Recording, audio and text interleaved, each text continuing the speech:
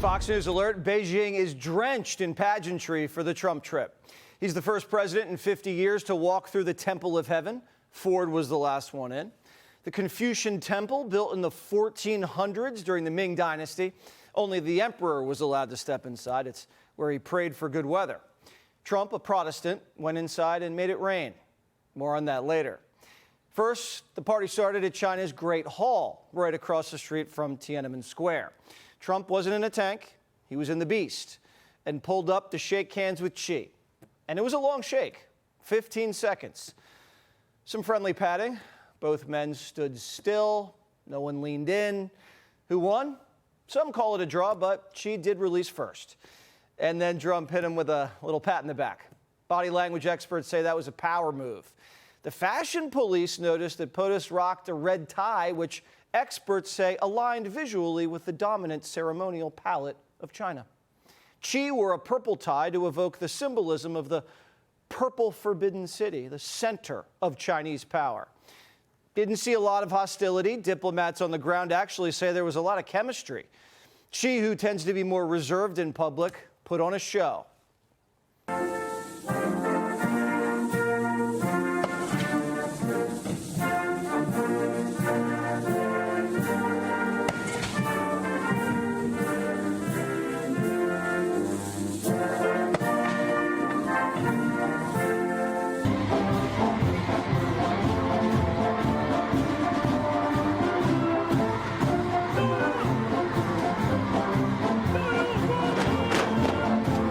The Chinese honor guard played the Star-Spangled Banner, but the president was most impressed by this. I think I was particularly impressed by those children. They were happy. They were beautiful. The military is obvious. It couldn't be better, but those children were amazing. People say the ceremony was more jovial, conversational, and personally interactive than Trump's last visit in 2017. A lot more smiles this time. But body language experts say Trump showed gravitas and stayed focused. Quote, I think that Trump feels the power, feels like this is a formidable meeting. He is not intimidated by Xi at all. He's showing, kind of like a peacock or a lion, he's showing his power. Trump brought that energy into his meeting. The two men spoke for 2 hours and 15 minutes, longer than expected. How were your talks, sir? It's great.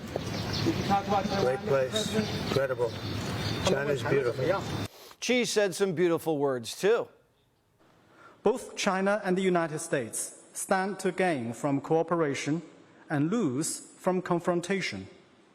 Our two countries should be partners rather than rivals. There was a little bit of a skirmish, though, not between Xi and Trump, but between Secret Service and the Chinese police. They say it was a Chinese version of a Mexican standoff, a Chexican standoff. There have been some heated and physical clashes between the Secret Service and the Chinese police on basically at the back doors of these events, including one very physical standoff where a Secret Service officer was being prevented from taking his weapon in as part of the protective detail. But things have all been ironed out, and as far as we know, the schedule has not been changed because of that. But they patched it up by dinner time. Xi even had his musicians play an instrumental version of the YMCA, although there was no dancing. Not that kind of party. And the food? Guests started off with lobster and tomato soup, followed by a pan-fried pork bun, or better known in Chinese as a shengjianbao. Entrees? A choice of crispy beef ribs, a suckling Beijing roast duck, or a slow-cooked salmon in mustard sauce. For dessert, a trumpet shell-shaped pastry. Get it? And tiramisu, which we're pretty sure is Italian. Here's the president's toast. Tonight, it is my honor to extend an invitation to you and Madam Peng to visit us at the White House this September 24th, and we look forward to it. And I'd now like to raise a glass and propose a toast to the rich and enduring ties between the American and Chinese people. It's a very special relationship, and I want to thank you again. This has been an amazing period of time. Thank you, President Xi.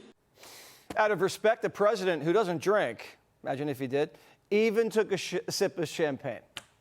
Trump, though, had his glass served by an American waiter. Both sides made sure the other side didn't get their fingerprints or DNA. All custom.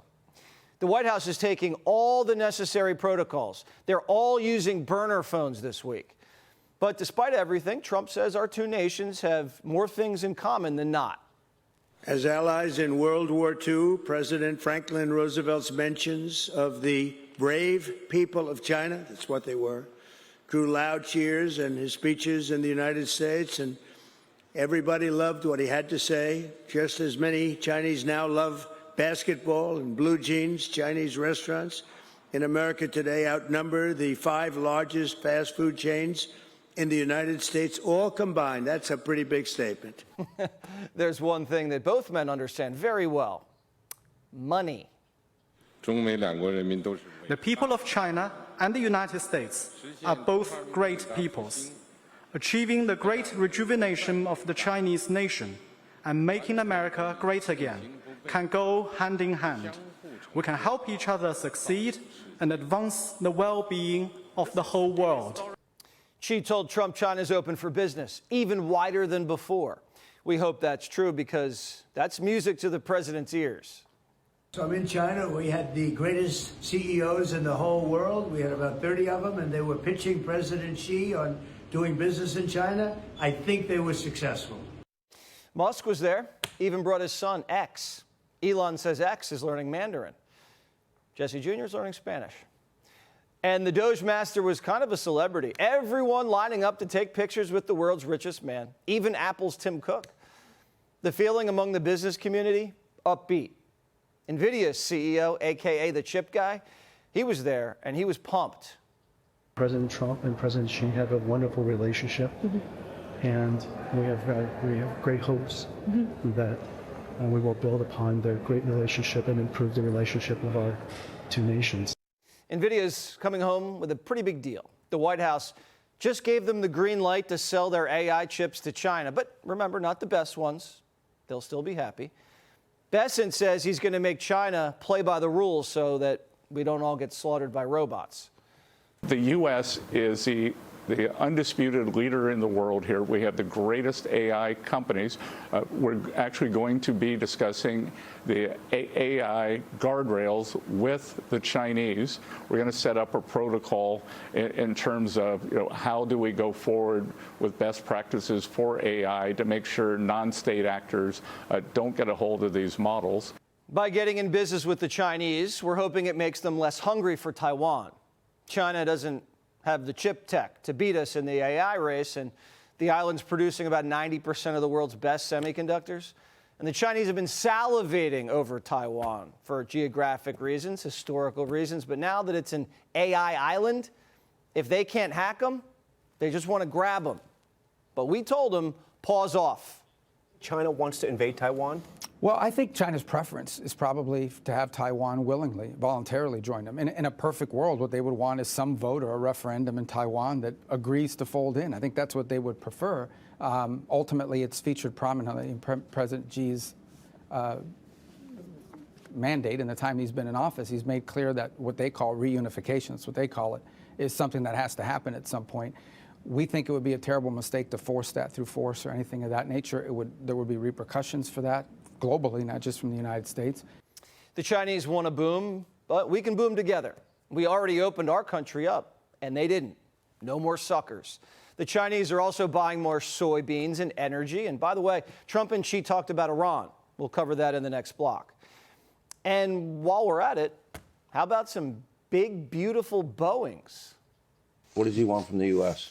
A lot of things. We talked about a lot of things. Too many things to discuss, but a lot of things. We had a very good meeting, but we want things from them.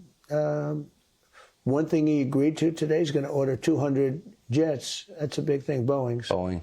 200 big ones. That's a lot of jobs. It's a lot. Boeing wanted 150, he got 200. He said, I think it was a commitment. I mean, sort of like a statement, but I think it was a commitment. The markets love it. The Dow topped 50,000 today, first time since before the war. And the S&P and NASDAQ surging to fresh record highs. This time, though, Trump has tariffs and domestic supply chains to protect American jobs and factories. Hopefully, this is the last time we get ripped off. We're not trying to constrain China, but their rise cannot come at our expense. Their rise cannot come at our fall. So there's an area where we're just going to have a difference of opinion. But when that plan is in conflict with the national interest of the United States, we need to do what's right for the United States. Xi told the president something very interesting. Quote, "The world has come to a new crossroads. Can China and the U.S. overcome the Thucydides trap?" Now, he's referring to the war between Athens and Sparta. Athens was the established power, and Sparta was the younger upstart. They ended up fighting a vicious war, with Sparta winning. The Chinese see themselves as an ancient power, and the United States as a young rising one, and want to avoid direct military conflict. That is probably until they think they're more powerful than us, but we'll see. Trump had a different interpretation. Quote, "When President Xi very elegantly referred to the United States as perhaps being a declining nation, he was referring to the tremendous damage we suffered during the 4 years of sleepy Joe Biden and the Biden administration. And on that score, he was 100% correct. But now the United States is the hottest nation anywhere in the world, and hopefully our relationship with China will be stronger and better than ever before." Be sure to like and subscribe for all the Fox News latest on YouTube, and catch full shows streaming now on Fox One.